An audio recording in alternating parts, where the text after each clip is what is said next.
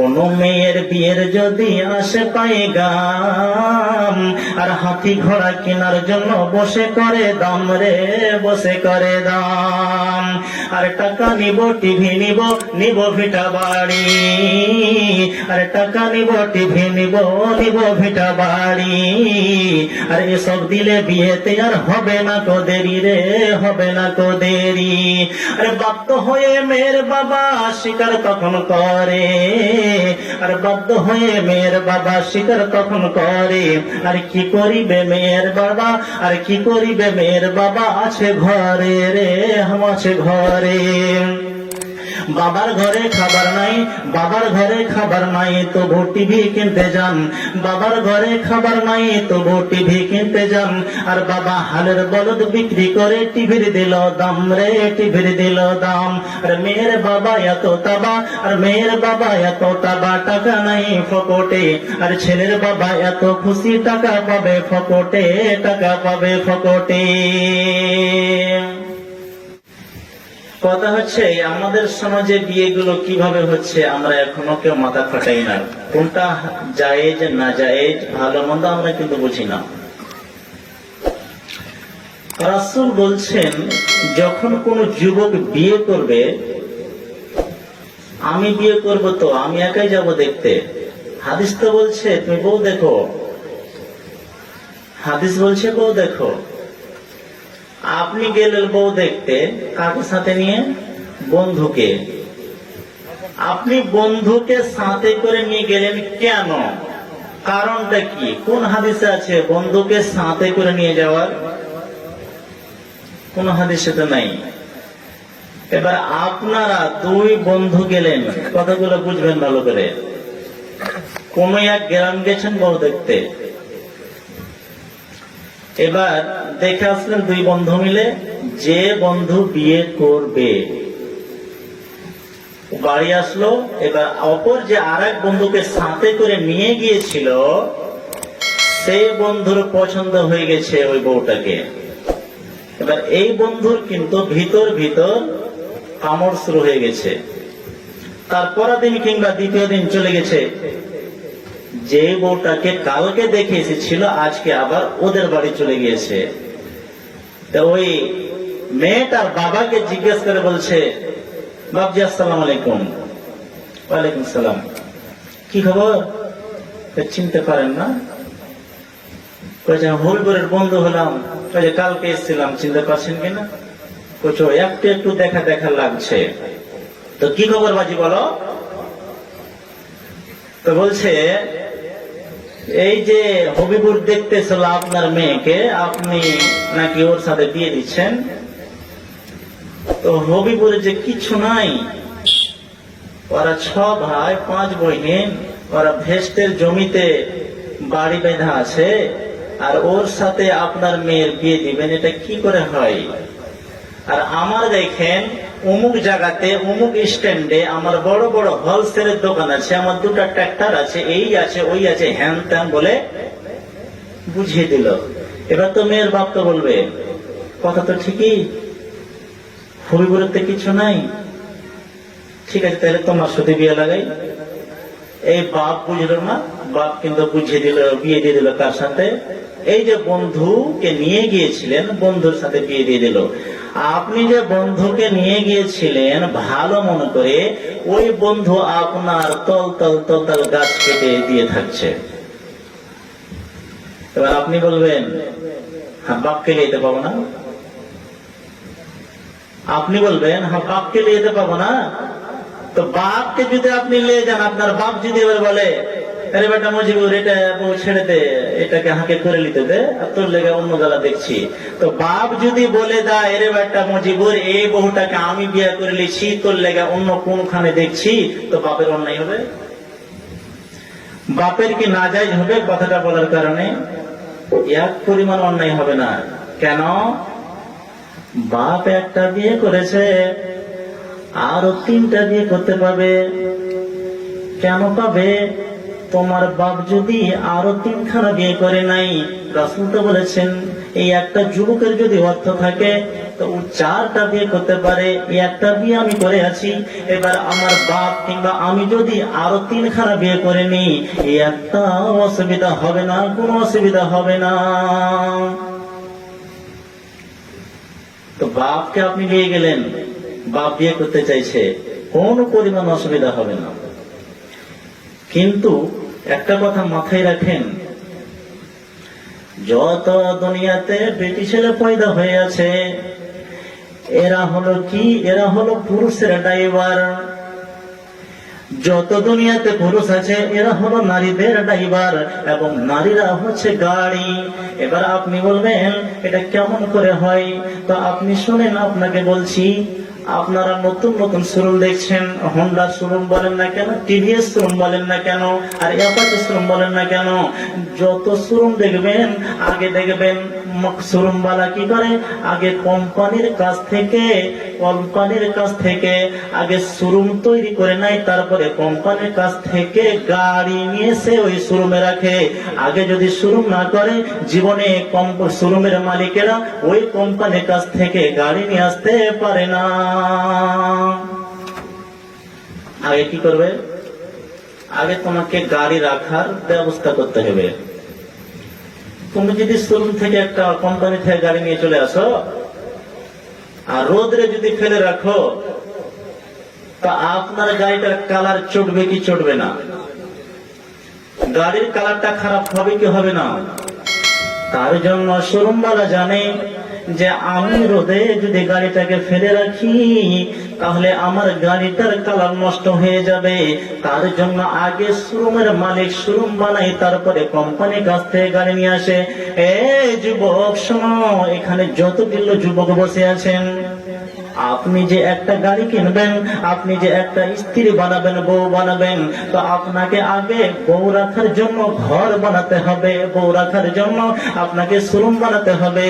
আর আপনি যদি শোরুম না বানান, আর আপনি যদি ওই সে গাড়িটাকে যদি বাইরে যেখানে সেখানে ফেলে দেন, তো আপনার স্ত্রীর কালার খারাপ হয়ে যেতে পারে, আপনার স্ত্রীর কালার কিন্তু চটে যেতে পারে। তাই জন্য রাসূল বলছেন, ইয়া মাসারাস সাবাবে মান ইসতাতা মিনকুমুল বাত, ও নওজওয়ানের দলেরা, আগে তোমরা কি করো? শোরুম তৈরি করো, আগে বাড়ি তৈরি করো, তারপরে তোমার যদি ইচ্ছা হয় তাহলে তুমি বিয়ে করো। আগে তোমার নিজের বাড়ি তৈরি করো, অর্থাৎ শোরুম করো। শোরুম যদি তোমার থাকে তাহলে তুমি নিয়ে আসো, বউ বানাও। আর তোমার যদি শোরুম বানাবার অর্থ না থাকে তাহলে কি করবে? রাসূল বলেছেন মাসে মাসে 3টা কিংবা 4টা করে রোজা রাখতে বলেছেন। আপনি বলবেন রোজা রাখতে পারবো না, আপনাকে রোজা রাখতে নবীজি বলছেন। তাহলে আপনাকে কি করতে হবে? ওই রোজা অবস্থায় হালকা হালকা করে কাজকর্ম করে করে আপনাকে অর্থ জোগাড় করতে হবে, যে আপনি যে স্ত্রীটাকে হালাল করে নিয়ে আসবেন, ওই স্ত্রীটাকে আপনাকে ধার্য করে মোহর দিতে হবে। মোহর যদি আপনার দেওয়ার অর্থ না হয় তো আপনি বিয়ে করতে যাবেন না। কিন্তু বর্তমানে উল্টা জামানা কি? উল্টা জামানা কি চলছে? এখনকার যত যুবক আছে, আগে মেয়ের বাবার কাছে টাকা নাই, মেয়ের বাপের কাছে টাকা নাই, কে 50,000 টাকা নিচ্ছে, কে 1.5 লাখ টাকা নিচ্ছে, কে 1 লক্ষ টাকা নিচ্ছে।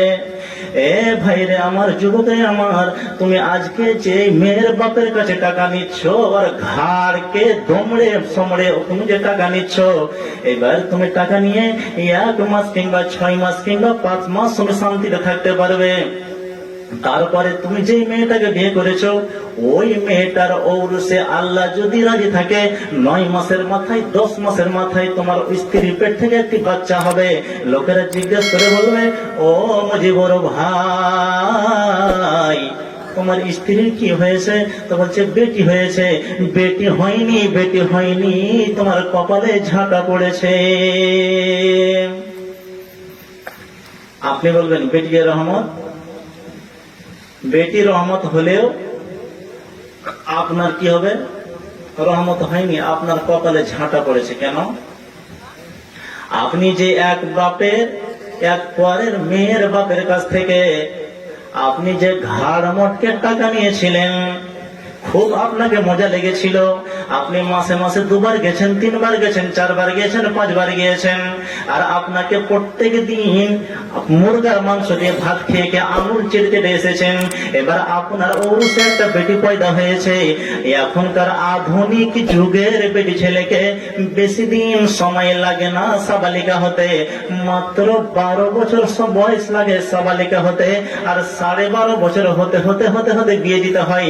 তুমিও তৈরি হয়ে যাও, মাত্র 12 বছর বয়স পরে তোমার মেয়ের বিয়ে দিতে হবে। জমানা উল্টা। এই জন্য এক কবি বলছেন কি, কোন মেয়ের বিয়ের যদি আসে পাইগাম, আর হাতি ঘোড়া কেনার জন্য বসে করে দাম রে, বসে করে দাম। আর টাকা নিব, টিভি নিব, নিব ভিটা বাড়ি, আর টাকা নিব, টিভি নিব, নিব ভিটা বাড়ি, আর এসব দিলে বিয়েতে আর হবে না কো দেরি রে, হবে না কো দেরি। আর বাধ্য হয়ে মেয়ের বাবা স্বীকার তখন করে, আর বাধ্য হয়ে মেয়ের বাবা স্বীকার তখন করে। আর কি করিবে মেয়ের বাবা, আর কি করিবে মেয়ের বাবা, আছে ঘরে রে, আছে ঘরে। বাবার ঘরে খাবার নাই, বাবার ঘরে খাবার নাই, তবু টিভি কিনতে যান। বাবার ঘরে খাবার নাই, তবু টিভি কিনতে যান। আর বাবা হালের বলদ বিক্রি করে টিভির দিল দাম রে, টিভির দিল দাম। আর মেয়ের বাবা এত তাবা, আর মেয়ের বাবা এত তাবা, টাকা নাই ফকটে। আর ছেলের বাবা এত খুশি, টাকা পাবে ফকটে, টাকা পাবে ফকটে। অনেক যুবক আছে, আমি অমুক মেয়েকে বিয়ে করব, আমাকে এতটি টাকা লাগবে, এতটি জিনিস লাগবে, এতটি এই লাগবে, ওই লাগবে, যদি তুমি আমাকে দিয়ে দাও তো আমি বিয়ে করব, কোনো সমস্যা হবে না, কোনো দেরি হবে না, আর যদি না দাও তোমার বেটিকে বিয়ে করব না। কাহার বেটি যদি একটু কালো থাকে, করবে চাপ বেশি, 2 লাখ টাকা লিখবে, 2 লাখ টাকা যদি দাও তাহলে তোমার বেটিকে বিয়ে করবো, কালো হোক ভালো হোক, যেমন তা হোক। তুমি আজকে কালোকে দেখছো, কালোকে বাছাই করে বেড়াচ্ছ। কালো যদি কারোর বেটি হচ্ছে, ওর দিকে তাকাবার ইচ্ছা করে না, অনেক আছে মানুষ।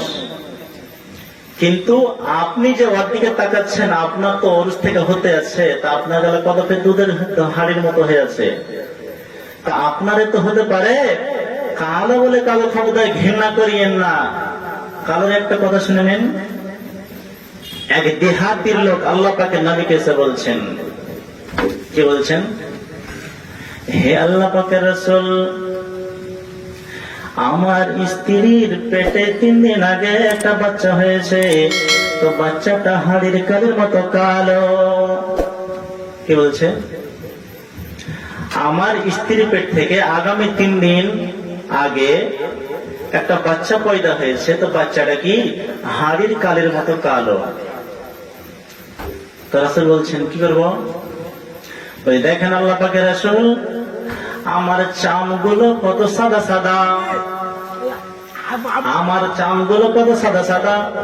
ঠিক আছে, ঠিক আছে। হে আল্লাহ পাকের রাসূল, দেখেন আমার চামগুলো কত সাদা সাদা, এবং আমি যাকে বিয়ে করেছি তার কালারটা হলো সাদা। আমার মতো যদি আমার বাচ্চাটা হতো তাও তো হতো, কিন্তু আমার স্ত্রীর মতো যদি হতো তাও তো হতো। আমার মতো হয়নি, আমার স্ত্রীর মতো হয়নি।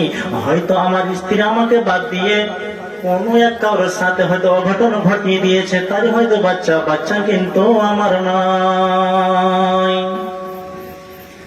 মহা সমস্যা, তো মহা ঝামেলা। তো তোর বাড়িতে বাচ্চা হয়ে যেত, বাচ্চা কার হবে? ঝামেলার কথা আসবে কি আসবে না এখানে?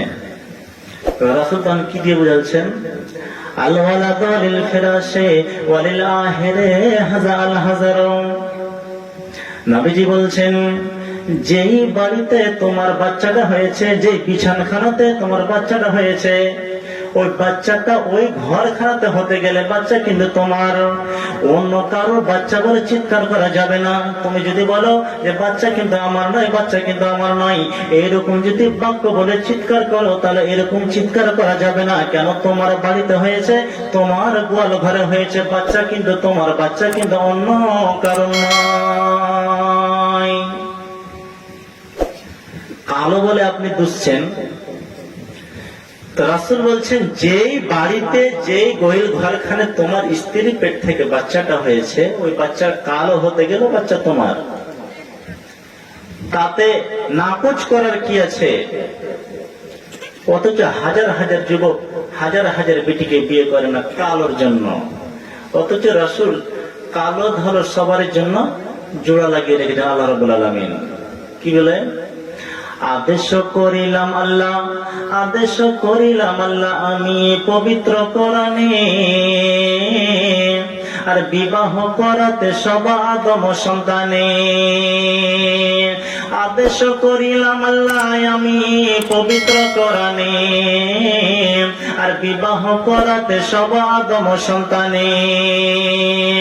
আদেশ যদি আল্লাহ আমি না কোরআনে করাইতাম, আদেশ যদি আল্লাহ কোরআনে না করিত, আর আদমের বংশ সব ধ্বংস হয়ে যেত।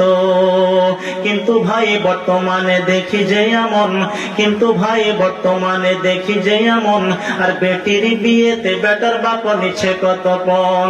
কেহ নিচ্ছে সোনা দানা, কেহ টাকা কড়ি, আর কেহ নিচ্ছে সোনা দানা, কেহ টাকা কড়ি, আর কেহ নিচ্ছে জমি জায়গা, কেহ নিচ্ছে বাড়ি। আরো অনেক বাবজি বলে নিব না তো পণ, আরো অনেক বাবজি বলে নিব না তো পণ, আর বেটি জামাই সাজে দুঃখ বিহাই আপন। আর দিচা টাকার বেলায় সাধু সাজে, জমির বেলায় চোর, আর টাকার বেলায় সাধু সাজে, জমির বেলায় চোর। আর বর্তমানে বেটার বাপ দিব্যি হারাম খোর। হায়রে বেটার বাপ তুমি এত লোভী হলে, হায়রে বেটার বাপ তুমি এত লোভী হলে, আর টাকার বদলে তুমি বেটা বিক্রি করিলে। আরে শুনেছিলাম শামসির হাটে বিক্রি হয় পাঠা, আর শুনেছিলাম শামসির হাটে বিক্রি হয় পাঠা, আর পাঠার মতো বিক্রি করলে তোমরা নিজের বেটা। আর চোর রাতে চুরি করে অন্ধকার হলে, আর চোর রাতে চুরি করে অন্ধকার হলে, আর বেটার বাপ চুরি করে দিনের উজ্জ্বলে। হয় কি হয় না? অনেক বাপজি বলে পণ নিব না, পণ দিও না, বেটি এবং জামাইকে সাজিয়ে দাও। অনেক বলছে, এরকম দৃশ্য হাজার হাজার আছে যুবক। এখন অবধি আমাদের দেশে এরকম নাজায়েজ নাজায়েজ বিয়ে হয়ে যাচ্ছে, কোনো ভুরক্ষেপে নাই। আল্লাহু আকবার। এই টাকা নিয়ে কতদিন বাঁচবেন আপনি? কতদিন আয়েশা মাস্তি করবেন? 1 মাস, 6 মাস, 5 মাস, তারপরে তো তোমার পালা চলে আসছে। তুমিও তৈরি হয়ে যাও, তুমিও তৈয়ার হয়ে যাও। খবরদার, এই জাহেলিয়ানা মানে কি? জাহান্নামে ঢুকে যাওয়া। যদি কোন যুবক কোন বাপজির কাছে, মেয়ের বাপের কাছে প্রেসার দিয়ে তুমি টাকা নিয়ে থাকো, এত টাকা নিব, এত টাকা দিলে এত তোমার মেয়েকে বিয়ে করব, না তো বিয়ে করব না, এরকম প্রেসার দিয়ে যদি নিয়ে থাকো, আল্লাহর কসম করে বলছি টাকাগুলো ফেরত দিয়ে দিও, কাল কিয়ামতের ময়দানে ফেসে যাবে, কাল কিয়ামতের ময়দানে রেহাই পাবে না। আর তুমি একটা কথা মাথায় রাখবে, যে তুমি পরের বাপের কাছ থেকে টাকা নিয়েছিলে, আগামী তুমিও তৈরি হয়ে যা মাত্র 12 বছর পরে, আর মাত্র 12 বছর পরে তোমারও বেটির বিয়ে দিতে হবে। ওই জেল তুমি 1 লক্ষ টাকা নিয়েছিলে, 1.5 লক্ষ টাকা নিয়েছিলে, ওই 1.5 লক্ষ টাকার বিনিময়ে তোমার বেটির বিয়ে দিতে হবে, কোনো উপায় নাই। তুমিও তৈয়ার হয়ে যাও। বর্তমানে সমাজ নিচু পথে চলে যাচ্ছে, আমরা বুঝি না, আমরা মানি না। মানবে কে? মানাইবে কে? আলেম যত দুনিয়াতে আছে। একটা ছোট্ট কথা বলছি, বেয়াদবি মাফ করবেন। কোন এক জায়গাতে, কোন এক গ্রামে একটা মেয়ের তালাক হচ্ছে, ছাড়ানো হচ্ছে। তো মেয়ে যদি অটোমেটিক ছেড়ে দেয় নিজ ইচ্ছায়, তো তাকে খোলা তালাক বলে। এবং খোলা তালাক যদি মেয়ে দিয়ে দেয়, তাহলে ছেলেটা যত সামগ্রী দিয়েছে সব তাকে ফেরত দিতে হবে। কিন্তু মহাদ্দেশ, উনি হচ্ছে মহাদ্দেশ বড় আলেম, তিনি কি বলছেন, যতটি মোহরানা দিয়েছে এই মোহরানা কিন্তু ফেরত পাবে না। কেন পাবে না? এটা কি উপদেশ দিয়েছে? তো বলছে এটা হলো একটি উপহার। কি বলছেন উনি? বলছে এটা হলো একটা উপহার। বেটি যদি নিজ ইচ্ছায় ছেড়ে দেয়, ওর যদি পোষায় না পোষায়, আর যদি ছাড়ান নিয়ে দেয় নিজ ইচ্ছায়, তাকে খোলা তালাক বলে কিনা? তো খোলা তালাক দিতে গেলে স্বামী ওকে যা দিয়েছে সম্পূর্ণ ফেরত দিতে হবে।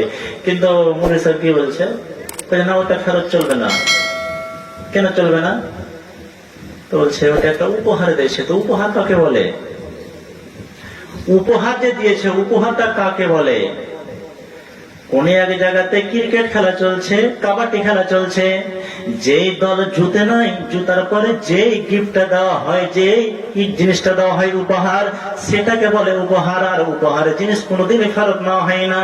তো তুমি যে তোমার স্ত্রীকে দিয়েছো ওটা তো তোমার, ওটা তো তোমার কিন্তু উপহার নয়, ওটা হলো মোহর। আর এই মোহর কিন্তু তোমাকে ফেরত দিতে হবে। এবার আমার চাইতে একজন বড় আলেম আছে, তাকে আরো আমি কড়া করে জিজ্ঞেস করলাম, মাওলানা সাহেব বলুন তো এইরকম একটা দৃশ্য এখানে ঘটে গেল, তো এটা কি করতে হবে? বলছে না, মোহর তাকে ফেরত দিতেই হবে, দিতেই হবে, কোনো সমস্যা নাই। ওই যে মৌলভী সাহেব টাকাটি নিবে মেয়ের কাছ থেকে, টাকাটি নিজে খাবে, টাকাটি দিবে না, তার জন্য কি বলছে ডাইরেক্ট, যেটা ফেরত দেওয়া যায় না, হাদিস নাই। আস্তাগফিরুল্লাহ মিন যালিক। কার দ্বারাতে হচ্ছে? আলেমের দ্বারাতে।